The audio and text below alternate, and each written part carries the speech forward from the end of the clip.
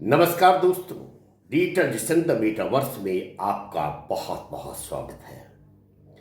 Digital digital the metaverse का बहुत ही महत्वपूर्ण चरण है आरंभ योग। आरंभ योग के प्रारंभिक चरण में हम मोटिवेटेड होते हैं, अपने आप को तैयार करते हैं ताकि हम डिजिटल ट्रांसफॉर्मेशन से अपने आप को कनेक्ट कर सकें। जी हाँ दोस्तों, वर्तमान समय डिजिटाइजेशन का है, डिजिटल हो चुका है सब कुछ। जिधर भी आपकी नजर आएगी यह आप देखेंगे कि आज जो वर्तमान तकनीक है वह कंप्लीट ही डिजिटाइज हो चुकी है। और ऐसे समय में तकनीकी से अपने आप को जोड़े रखने के लिए डिजिटल टूल्स एंड टेक्नोलॉजी का ज्ञान हमें आवश्यक है। लेकिन किसी भी ज्ञान, खास करके डिजिटल ज्ञान, जो एजुकेशन नहीं है, एक ट्रांसफॉर्मेशन है। एक तकनीकी में अपने आप को ट्रांसफॉर्म करना है, इसके कौशल्य को सीखना है। उसके लिए हमें मन मस्तिष्क को मजबूत करना होगा, अपने आप को संपूर्ण रूप से तैयार करना होगा। सबसे पहले तो हम ये जिंदगी के जो इतने झमेले हैं, जिंदगी में जो उलझने हैं, उनसे अपने आप को मुक्त करें। और उसको मुक्त करने का आज मैं एक उपाय बता रहा हूं। सबसे पहला उपाय और सारभूत उपाय है कि खुद को साक्ष्य बना ले। जी हां, साक्ष्य होने की जो कला है वह कला धर्म का सारभूत रहस्य है, जीवन का सारभूत रहस्य है। आइए हम एक प्रयोग करते हैं। मैंने कहा कि मन हमें उलझन में डालता है। मन को विराट रूप चाहिए, विराट स्वरूप चाहिए, इसे आसमान चाहिए। आसमान भी मन के लिए कम पड़ जाता है, क्योंकि इसकी प्रवृत्ति है असंतुष्टि की। यह कभी तुष्ट नहीं हो सकता, कभी यह भर नहीं सकता। खालीपन इसका स्वभाव है, मन की प्रवृत्ति ही है हमेशा अपने आप को खाली पाना। तभी तो मन हमारा भ्रमित होता है, मन में नए नए सपने आते हैं, और सपने में जाना, सपने में खो जाना मतलब नींद में खो जाना हो जाता है। दोस्तों एक प्रयोग करते हैं। हमने पहले भी बताया है कि पहला प्रयोग करें, अपनी आंख को खोल लें और मन को कहे चलो अब तुम जो करना है कर लो, लीला कर लो। मन शांत हो जाएगा, ये लीला करना ही बंद कर देगा। एक बार ये प्रयोग करके देखिए। दूसरा प्रयोग मैं यह बताने जा रहा हूं कि इस दुनिया को आप एक नाटक समझ लें, इस दुनिया को एक लीला समझ लें और खुद को इस लीला का दर्शक। दुनिया को तो छोड़े, अपनी जिंदगी को। सपोज मैं राजीव हूं और मैं यह मान लूं कि जो राजीव की जिंदगी है उसको हमें देखना है, दर्शक की तरह देखना है। राजीव मैं हूं, लेकिन मैं राजीव नहीं हूं, मैं एक दर्शक हूं, मैं साक्षी हूं राजीव की जिंदगी का। एक बार आप यह करके तो देखिए, जीवन का दृष्टा हो जाइए। जी हां दोस्तों, अपने ही जीवन को या आप बाजार में निकल जाएं, शहर में निकल जाएं, गांव में निकल जाएं, जो भी घटनाएं पर घटनाएं हो रही हैं उसे एक लीला मान लें और उसको एक दर्शक के रूप में देखें। आप सपने से जाग जाएंगे। जी हां, आप यह प्रयोग करके देखें, आपकी जिंदगी बदल जाएगी। आपको खुद ही अपने भीतर एक ऐसा परिवर्तन दिखेगा कि आपको लगेगा कि आपके साक्ष्य भाव में अद्भुत सी जागृति आ गई है। आप घर जाए, अगर आप घर जा रहे हैं और सपोज आपकी पत्नी, आपके पिता, आपके पति, आपके पिता, आपके भाई आपको डांट डपट लगा रहे हो, तो आप लगा रही हो, तो आप सिर्फ दृष्टा बनकर सुने, देखें। देखिए एक अद्भुत परिवर्तन आ जाएगा। एक कहानी है स्वामी राम का, जो बहुत ही अजूबे थे, अद्भुत थे। उनको कोई गाली देता तो भी वो हंस पड़ते, और लोग उन्हें कहता कि लोग आपको गाली दे रहे हैं, क्यों गाली दे रहे हैं? वो कहते मुझे क्या पता, ये तो राम को गाली दे रहा है, राम जाने, मैं तो सिर्फ देख रहा हूं, सुन रहा हूं, मैं तो मात्र दृष्टा हूं, मुझे इससे क्या लेना देना। तो कहते हैं जिंदगी को देखने का जो यह देखने की जो यह तरकीब है, या देखने की जो एक अद्भुत तौर तरीके हैं, जिंदगी को साक्ष्य स्वरूप में समझने की जो कला है, यह कला एक नई जिंदगी की शुरुआत, एक नई जिंदगी की शुरुआत से आपको दर्शन करा देती है। जी हां, ऐसी शुरुआत जो शुरुआत आपको ले जाता है असत्य से परे सत्य की ओर, जो शुरुआत आपको दिखाता है वह साक्ष्य जिसे आप अलौकिक शक्ति कह सकते हैं, परमात्मा कह सकते हैं, जो ना तो लीला है, जो ना तो नाटक है, जो ना तो अभिनय है। तो नाटक से जागिए, अभिनय से जागिए और सत्य के करीब हो जाइए। एक कथा मैं सुनाना चाहता हूं कि गौतम बुद्ध एक गांव से यात्रा कर रहे थे और उन्हें कुछ अलग पंथ के लोगों ने कुछ गालियां वालियां दी।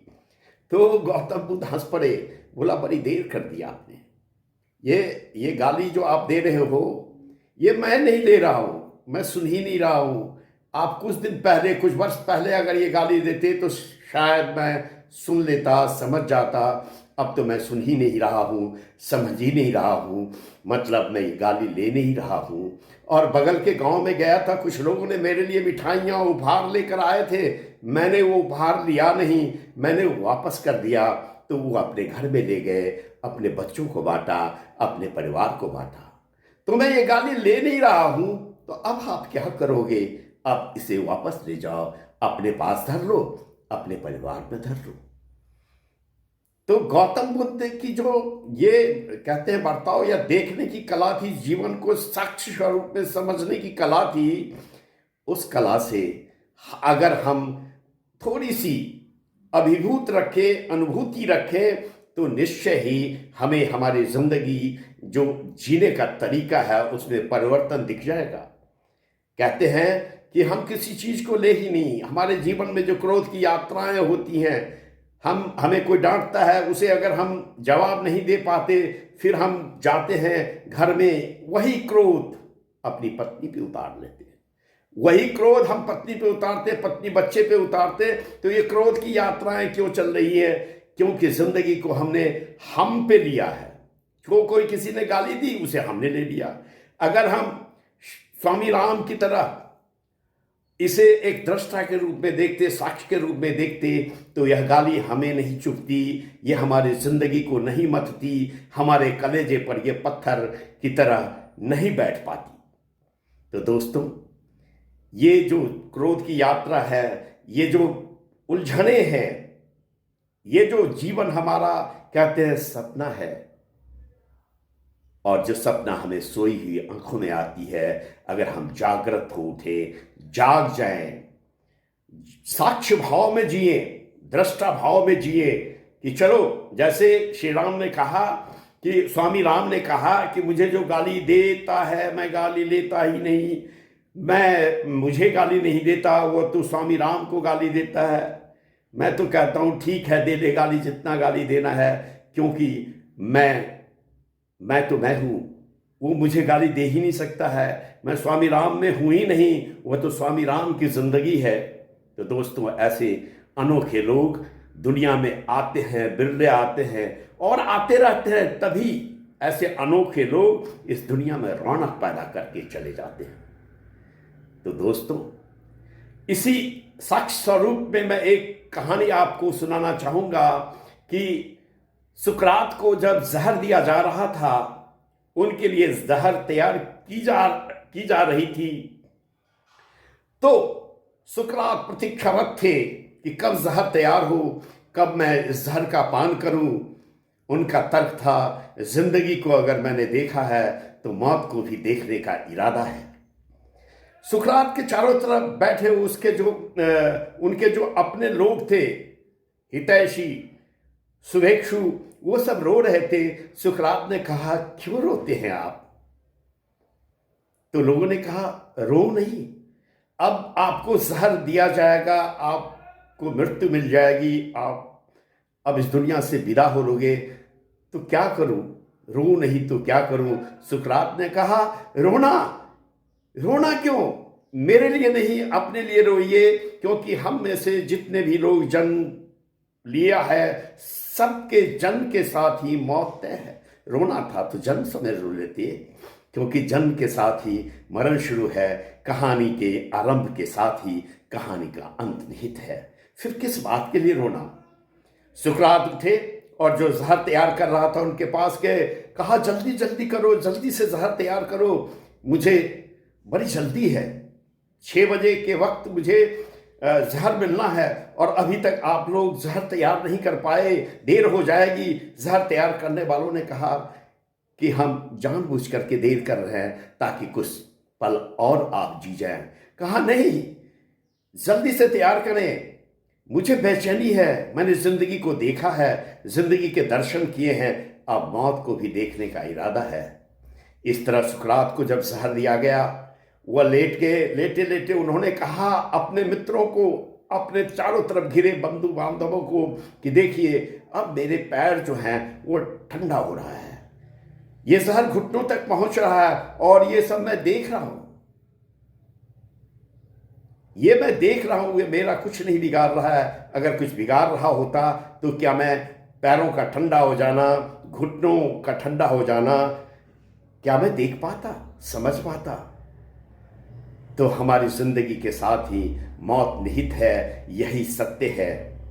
और जिंदगी को इस तरह देने की कला अगर हम सीख जाएं तो हमारी जिंदगी एक नई शुरुआत को ग्रहण करेगी, ऐसी शुरुआत जो हमें ले जाएगी असत्य के पार, उस सारभूत धर्म का जो सारभूत सत्य है, सारभूत रहस्य है, वहां ले जाएगी। ऐसी शुरुआत जहां न कोई नाटक है, न कोई अभिनय है, न कोई झमेला है, न कोई बंद आंखों के सपने हैं। और उस सपने में, इन सब झमेलों और सपने से परे अगर हम पहुंच जाते हैं तो तय है कि उसके परे ही तो ईश्वर है, सत्य है, अलौकिक शक्ति है। जी हाँ दोस्तों, तो इस बंधन से खुद को मुक्त कीजिए, भय से खुद को मुक्त कीजिए, मौत के डर से खुद को मुक्त कीजिए और जागृत भाव जागृत कीजिए। जिंदगी के दर्शन को जागृत भाव से देखिए। ये जागृत भाव की कला ही आपको सत्य से मिलवाएगा और सत्य ही शिव है। सत्य को अलौकिक शक्ति कहें, प्रभु कहें, चाहे जिस नाम से चाहे संबोधित कर लें। ये प्रकृति आनंद से भरी पड़ी है। इस प्रकृति ने हमें सब कुछ दिया है और जिस मौत से हम डरते हैं वह मौत होगी, तभी नई शुरुआत होगी। तो दोस्तों, साक्ष्य भाव को जगाइए, साक्ष्य भाव से जीवन के दर्शन को समझिए। आपके अंदर अद्भुत तौरा, अद्भुत शक्ति, अद्भुत जागृति जागेगी। फिर आप जो चाहेंगे सहज ही पाएंगे। तो आपको सहजता से, सरलता से, किसी झाग झमेले से परे होकर सब कुछ मिलता रहे, इसके लिए खुद के इरादे को बुलंद कीजिए, खुद को मजबूत कीजिए और इस जीवन को एक साक्ष्य भाव से देखने का भाव भीतर जगाइए। जागृति, साक्ष्य की कला विकसित कीजिए, सब कुछ मिलेगा। बैट बॉल बिस्किट, बहू, बच्चे, नाती पोते सब मिलेंगे। जी हाँ दोस्तों, इसी शुभ भावना, शुभकामना के साथ मेरा नमन स्वीकार कीजिए। मैं हूँ राजीव गौतम, डिजिटल मार्केटिंग सिखाता हूँ हिंदी में और मेरा मकसद है कम से कम 1 लाख लोगों को डिजिटल टूल्स एंड टेक्नोलॉजी का ज्ञान दूँ। मैं हूँ डिजिटल आज़ादी स्कूल का छात्र, डायमंड लेवल का छात्र। मेरे गुरुदेव हैं श्री संदीप बंसाली, जिन्होंने अब तक 19,000 लोगों से ज़्यादा लोगों को डिजिटल टूल्स एंड टेक्नोलॉजी का ज्ञान देकर, डिजिटल टूल्स एंड टेक्नोलॉजी के विषय में पारंगत कर इस जीवन को नए ट्रांसफॉर्मेशन देने में कामयाब रहे हैं। तो उन ऐसे महान गुरु के आशीर्वाद से मैं अपने आप को इस काबिल बना सका हूं कि मैं आपको डिजिटल एजुकेशन से परिपूर्ण कर दूं। और अगर आप चाहते हैं कि हमारा यह वीडियो ज्ञान का कोई सा भी पर्दा खोल रहा हो, तो अपने दोस्तों में इस वीडियो को लाइक कीजिए, शेयर कीजिए और मेरी एक बात मेरी एक प्रार्थना को स्वीकार कीजिए कि जीवन में सच भाव को जगाना ही धर्म का सारभूत सत्य है। तो इस सारभूत सत्य को जानने के लिए जागृति भाव से खुद को भरिए। मैं हूं आपका अपना राजीव। मेरा नमस्कार नमन स्वीकार कीजिए और साथ ही जय हिंद जय भारत।